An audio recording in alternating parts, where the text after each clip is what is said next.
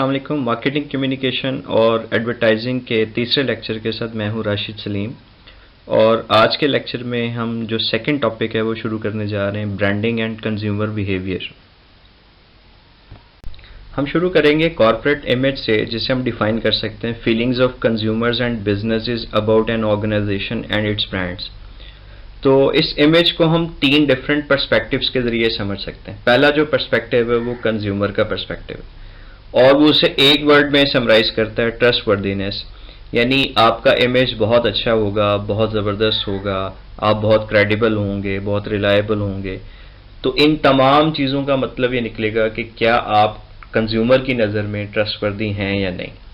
दूसरा जो पर्सपेक्टिव है वो B2B का, यानी आपकी जो इंडस्ट्री है उसमें दूसरे आपके जो बिजनेस बायर्स हैं वो आपके बारे में क्या समझते हैं। तो वो आपको डिफाइन करेंगे in terms of competitive advantage.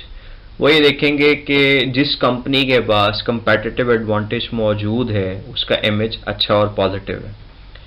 तीसरा आप खुद को देखते हैं, यानी कंपनी जब अपने आप को एवेल्युएट करेगी तो वो एक अच्छा इमेज इस चीज़ को तस्वर करेगी अगर उसके कस्टमर्स सेटिस्फाइड हैं, अगर उसके कस्टमर्स उसकी प्रोडक्ट्स को बार बार खरीदते हैं यानी लॉयल रहते हैं, और वो कंपनी इस पोजीशन में है कि वो अपने ब्रांड्स के अगेंस्ट प्रीमियम प्राइस चार्ज कर सके।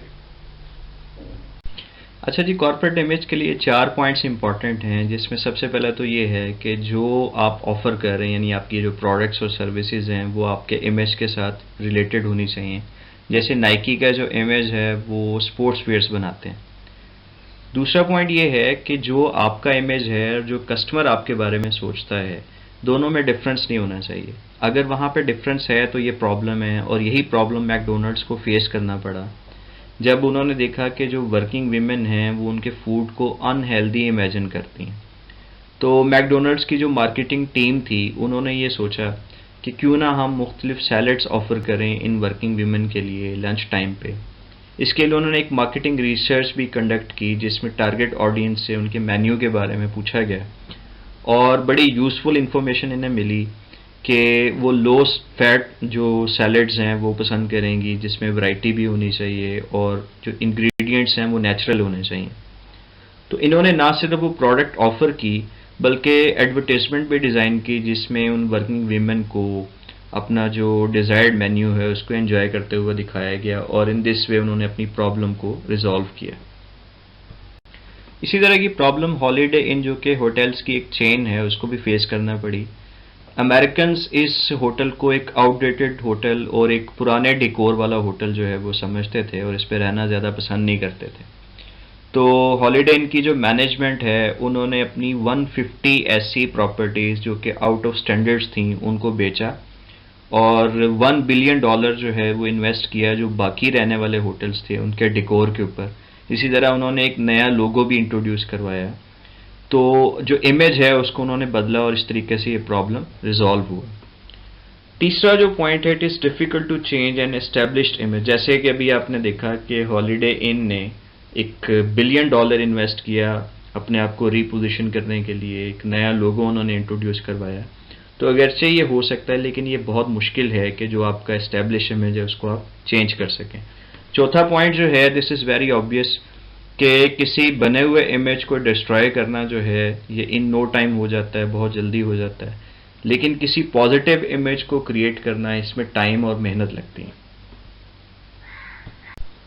अगर हम बात करें ब्रांड की, तो ये एक नेम है जो कि किसी भी गुड्स को, सर्विसेज को या इनके एक कॉम्बिनेशन को असाइन किया जा सकता है इनकी आइडेंटिटी एस्टेब्लिश करने के लिए। तो मुख्तलिफ एग्जांपल्स मैं आपको दूंगा, जैसे केक्स एंड बेक्स है, ये बेकरी आइटम्स का ब्रांड है। लक्स एक सोप है। यूनिवर्थ मेंस रेडीमेड गारमेंट्स हैं। सुजुकी आल्टो एक कार है। HBL एक बैंक है। यूनिवर्सिटी ऑफ एजुकेशन या UE एजुकेशनल इंस्टीट्यूशन है। जियो न्यूज़ एक टेलीविज़न चैनल है। पैनासोनिक इलेक्ट्रॉनिक्स का ब्रांड है। इसी तरह से डिज्नीलैंड थीम पार्क है। तो आप देख सकते हैं कि ब्रांड्स कई तरह के हो सकते हैं, ये गुड्स भी हो सकती हैं, सर्विसेज भी हो सकती हैं, ये मुख्तलिफ लोकेशंस भी हो सकती हैं, ये मुख्तलिफ आइडियाज़ भी हो सकते हैं, मुख्तलिफ कॉजेज़ भी हो सकते हैं। तो कई तरह के ब्रांड्स हो सकते हैं।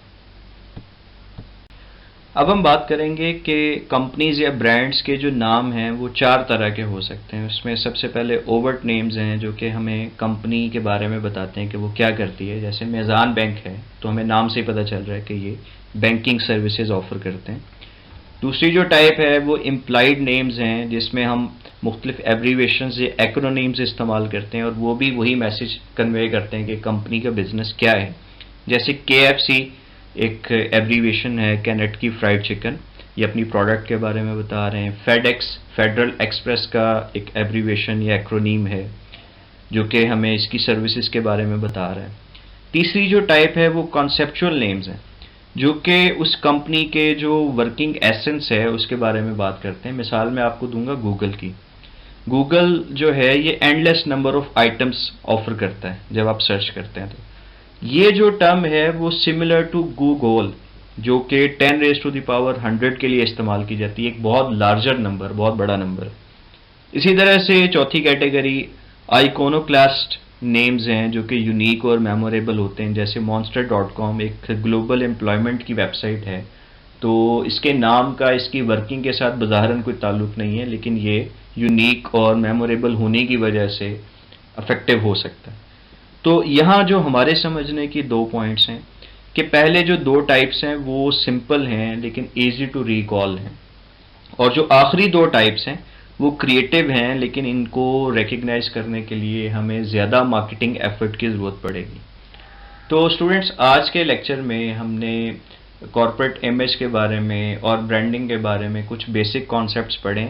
इंशाल्लाह ये जो कॉन्सेप्ट्स हैं वो अगले लेक्चर में कंटिन्यू रहेंगे। आपका शुक्रिया।